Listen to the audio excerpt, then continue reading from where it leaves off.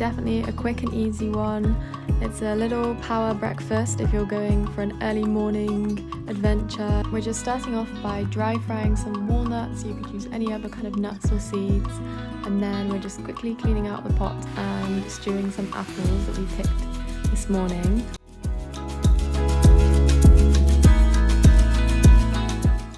And then we're just going to assemble the whole thing. We're using Greek yogurt, we're putting the apples on here, some seed mix, which is great for energy and all of your nutrients that you need in the day. These figs were so sweet and delicious, but any seasonal fruit is perfect. I'm going for some golden syrup.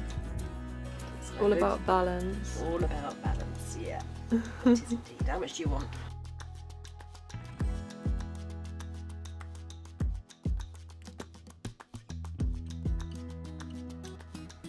So next we're going to show you how to make the top of the woods perfect porridge with 5 different topping options. Rolling, okay, I'm under stress. So we make this porridge basically as part of our camp breakfast in the Dutch barn, which we do over the summer. If we are using plant-based sort of milk, we tend to use something like almond milk because it seems a bit like weird to do oat milk on oat. In here we've got full fat milk. Because that is actually the secret of one of the secrets of getting it super creamy. The ideal situation is to have soaked this overnight. And the proper official thing to cook it with, which my husband does the cooking when he's cooking it for the guests, is to use a wooden spoon. But a silicone spoon is sort of the next best thing. And he's had salt. Oh yeah, forgot that bit. John said a pinch of salt. I'm just going to put a bit of this in there.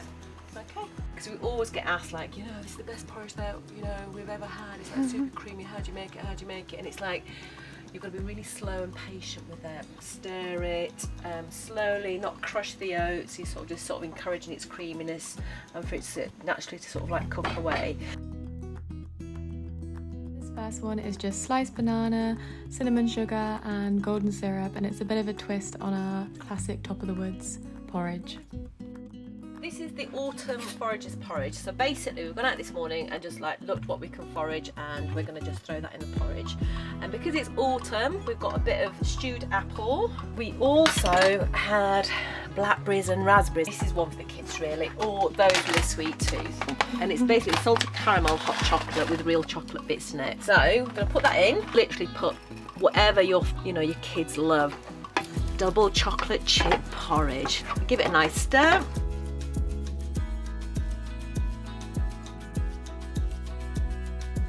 For this next one, we're going to make a runner's special, which is going to have chia seeds. For this, you saw earlier, I basically just mix the dry chia seeds with water and leave it to soak. Then I'm going to add some dried dates. You can use dried cranberries, you could use anything really. And then we're just going to add a little bit of strawberry. Now we're going to do a classic PB&J. There we go. And then this is Sue's very own homemade apricot jam. A little bit of strawberry.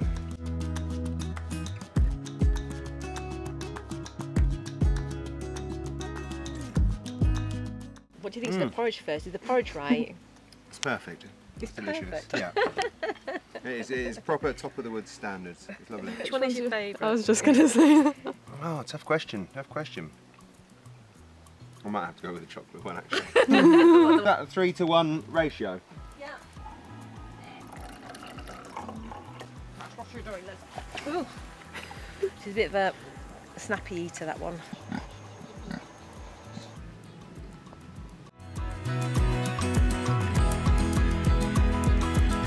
This next idea is our French toast. And we're just going to start off by making a avocado salsa. So we're just using 1 avocado, some fresh tomato chopped up, along with some chili, and just mix all of that together with some salt and pepper and a squeeze of lime as well. This just adds that extra lovely tanginess.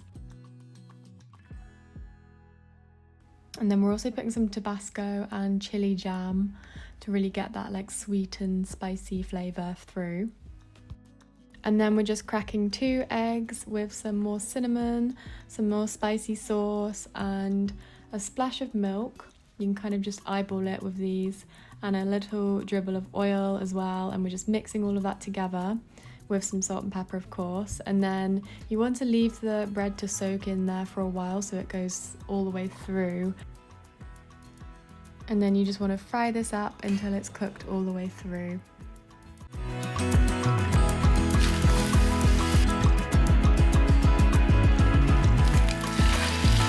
Wow.